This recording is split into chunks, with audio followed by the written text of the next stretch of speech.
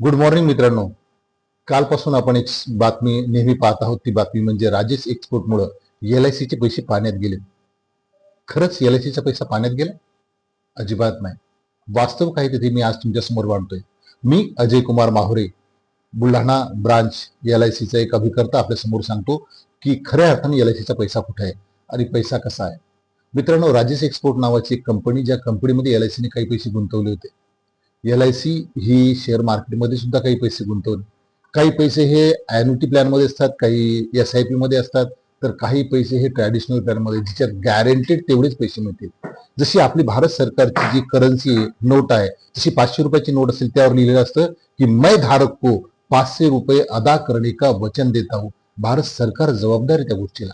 अगदी त्याच पद्धतीनं इंडियामध्ये जी आपली सोव्हरेन गॅरंटीची कल्पना आहे ती एलआयसी साठी. भारत सरकारची एकमेव असलेली ही सरकारी कंपनी म्हणजे LIC life insurance of corporation.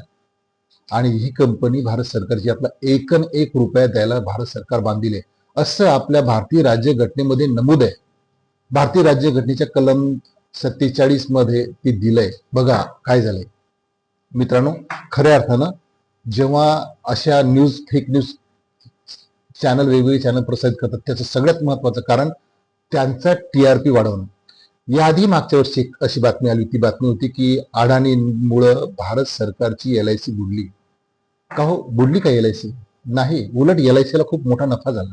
मित्रांनो, ही न्यूज चॅनल मला अशा बातम्या का देतात? कारण एलआयसी ही भारत सरकारची आहे आणि सगळ्या तळागाळातील सर्व लोकांपर्यंत पोहोचली आहे. अगदी श्रीमंत कोट्यावधी, म्हणजे ज्याला आपण म्हणतो की मुकेश अंबानी, धीरूभाई अंबानी, या सगळे मोठमोठे जे काही उद्योगपती आहेत, भारतातीलच नव्हे तर जगातील सर्वात श्रीमंत व्यक्तींचे सुद्धा पैसे आपण एलआयसी मध्ये टाकलेत. तिथपासून तर अगदी गरीबातला गरीब भिकारी जरी असेल, शेतकरी असेल, कष्टकरी असेल, सगळ्यांचे पैसे एलआयसी मध्ये. म्हणजे एवढा मॉब एलआयसी मध्ये, आणि हा सगळा जनसमुदाय एलआयसी मध्ये आपला काय आहे, कस्टमर आहे. आणि म्हणूनच काय झालं की एलआयसीचा हा पैसा जेव्हा आपण सांगतो की एलआयसी बुडणार आहे, मग सगळे लोक पाहतील. ही न्यूज वाऱ्यासारखी सगळं भारतभर पसरली. सगळ्यांनी तिला पाहिलं. फेसबुकला असेल, व्हॉट्सअपला असेल, इंस्टाग्रामला असेल, तुमच्या युट्यूबला असेल, अनेक प्रकारे ती प्रसारित झाली आणि त्या लोकांचा टीआरपी वाढला. फक्त पैसा कमवण्याचा धंदा आहे मित्रांनो. पैशासाठी, टीआरपी साठी अशा फेक न्यूज दिले जातात. बघा, न्यूज देताना एलआयसीचा पैसा बुडला का, प्रश्नार्थक चिन्ह. बुडला असं नाही म्हटलं त्यांनी, बुडला का. आणि आपण ती बातमी प्रसारित केली. अनेक लोकांचे मला फोन आलेत, अनेक लोकांची, इतरही आमच्या एजंट बंधूंना फोन आले असतील. पण घाबरायचं काम नाही. एलआयसी आहे, भारत सरकारची सोव्हरेन गॅरंटी आहे. बघा वास्तव काय. जी राजेश एक्सपोर्ट नावाची कंपनी, त्या कंपनीमध्ये काय झालं होतं, त्या कंपनीमध्ये 59.60 लाख कोटी हा एलआयसीचा पोर्टफोलिओ.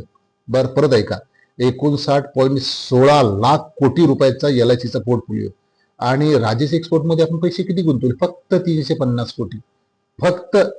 म्हणजे किती? ऍक्च्युअली जर पर्सेंटेज मध्ये आपण काढायचा प्रयत्न केला तर ते होतं 0.000059%.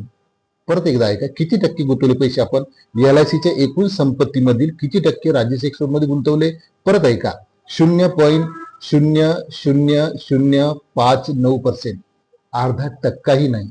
एलआयसीच्या अथांग सागरामध्ये अर्धा टक्काही नाही एवढे पैसे आपण गुंतवले. आणि बघा, एलआयसी शेअर मार्केटमध्ये सुद्धा काम करते. काही पैसे आपण काय टाकतो, युलिप प्लॅन मध्ये टाकतो. युलिप प्लॅन ही दीर्घकालासाठी असतात. आज ती कंपनी थोडी तोट्यात आहे म्हणून त्यांचे शेअर मार्केट घसरले, उद्या वाढणार नाही. आजपर्यंत आपण मार्केटचा अभ्यास केला, कितीतरी प्लॅन वाढतात आणि कमी होतात. एलआयसीनं हा खूप विचार करून प्लॅन टाकलेला असतो. एलआयसीने खूप विचार करून पैसा गुंतवला असतो. दीर्घकालात हा प्लॅन नक्कीच वाढणार आहे. आणि मित्रांनो, एलआयसीचा नफा मला तुम्हाला सांगायचा आहे. बघा, ऐतिहासिक रेकॉर्ड ब्रेक कामगिरी एलआयसीने केली होती. आज या चालू 2025-26 आर्थिक वर्षाचा नफा, आपला नफा किती असेल? आपला नफा आहे 57,453 कोटी रुपये. एका वर्षाचा नफा. परत एकदा ऐका, आपल्या एका वर्षाचा नफा आहे 57,453 कोटी रुपये. हा माझ्या एलआयसीचा एका वर्षाचा नफा आहे. प्युअर नफा, ओनली प्रॉफिट. आणि आपण बोनस देतो लोकांना त्याच पैशावर. गुंतवणूक परतावा आहे आपला एकदम बढिया.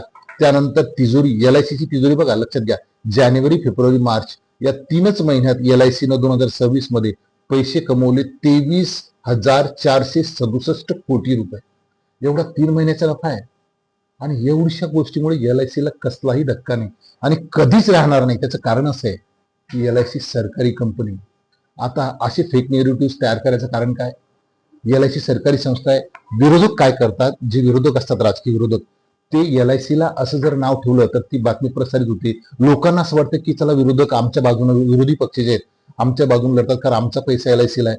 म्हणून असे नेरेटिव्ह तयार केले जातात.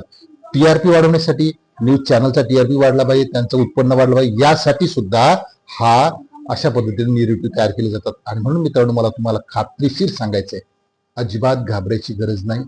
LIC स्थिर आहे, स्थावर आहे आणि जंगम मालमत्ता आहे. तुमचा एकही रुपयाला धक्का लागणार नाही अशी भारत सरकारची सोव्हेरियन गॅरंटी 1956चा जो कायदा आहे त्या कायद्यात भारत सरकारने लिहून दिली आहे.